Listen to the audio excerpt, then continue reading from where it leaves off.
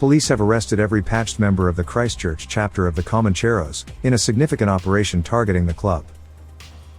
Millions of dollars worth of illicit drugs have been seized as police terminated about 70 warrants as part of the 8-month investigation, named Operation Avon, on August 27, 2024.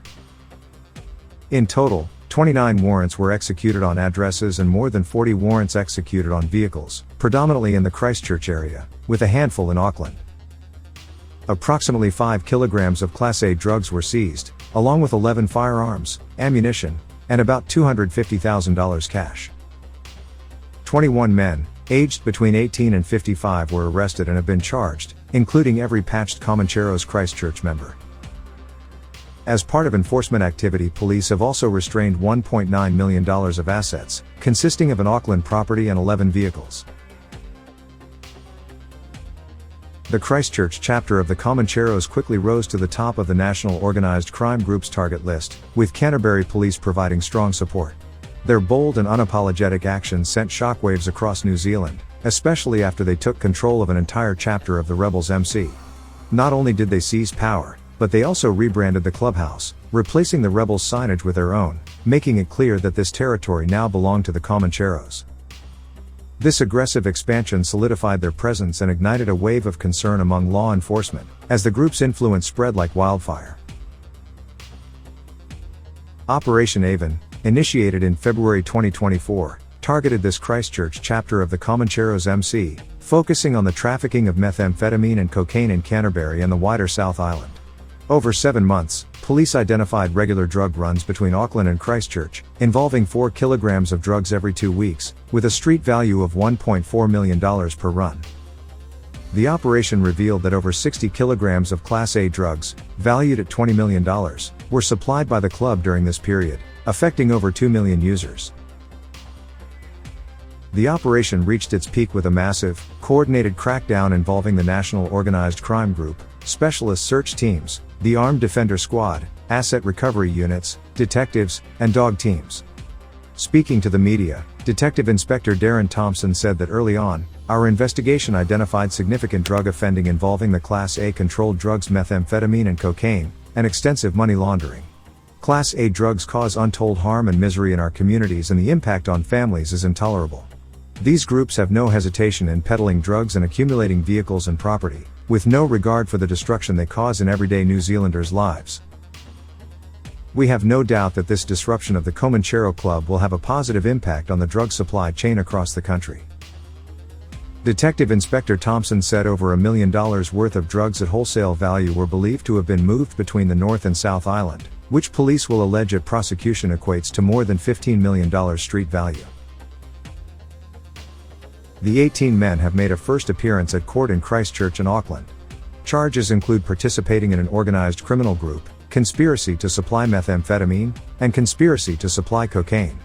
Further charges, including money laundering and drug dealing charges, are being considered ahead of future appearances. Police is committed to putting an end to the harm organized criminal groups perpetuate across New Zealand, says Detective Inspector Thompson. Operation Avon is holding those responsible to account following a meticulous investigation and coordinated response. Pivotally, arresting every member of the chapter will put an end to their unwanted presence in our Christchurch community.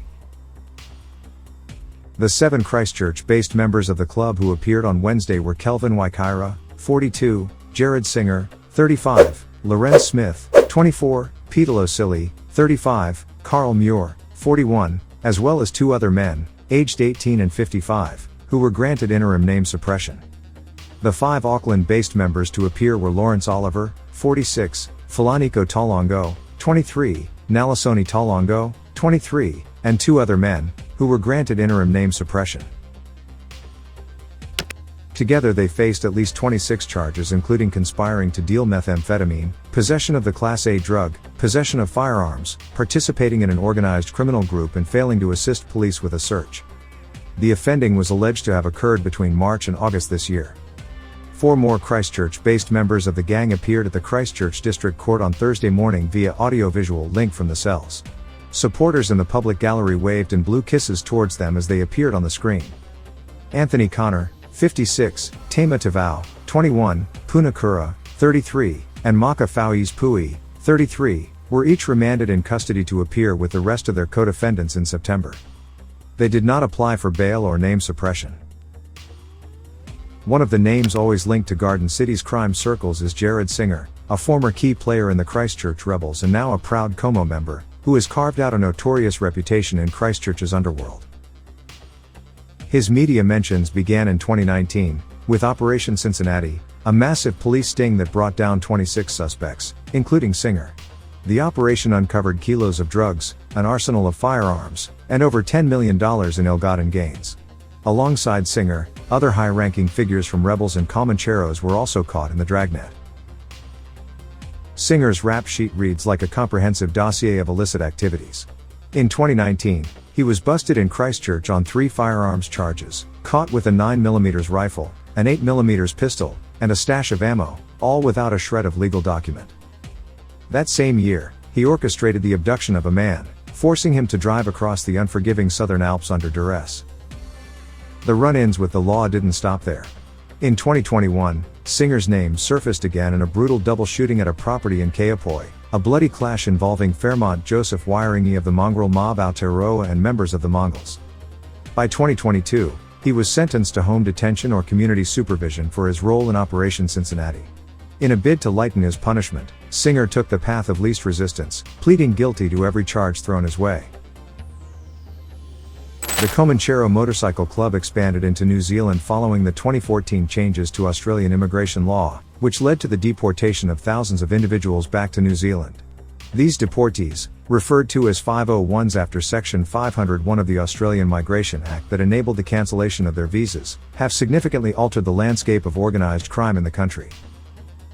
Many of these 501s carry with them serious criminal convictions, making them formidable figures in the criminal underworld. Police have noted that some of these deportees were not just small-time criminals, but powerful and influential players within Australia's organised crime scene. Their arrival in New Zealand has introduced a new level of professionalism and sophistication to local gangs, blending a flashy, high-profile image with deep, international connections that extend the reach of these criminal networks far beyond New Zealand's borders.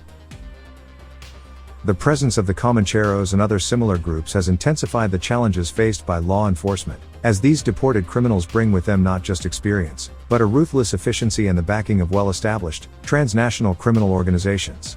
Their influence has been felt across the country, from the streets of Christchurch to the far reaches of the South Island, as they embed themselves within local criminal enterprises, often taking them over entirely and elevating their operations to a more dangerous and organized level. The Comancheros' entry into New Zealand has marked a turning point in the nation's battle against organized crime, forcing police to adapt and intensify their efforts to combat this new wave of criminal activity that is more connected, more organized, and more brazen than ever before. If you're looking for more thrilling and edgy bikie updates, don't hesitate, whack that subscribe button, spread and share the video, hit that like button, and drop your thoughts in the comments. And for the true grid Spartans out there, consider sending a super thanks or buy us a coffee to show some love. Your support keeps us going and the channel thriving, especially since most of our videos aren't monetized due to all the crime-related content. Stay tuned, stay curious, stay awesome, and take care. Wu-Tang.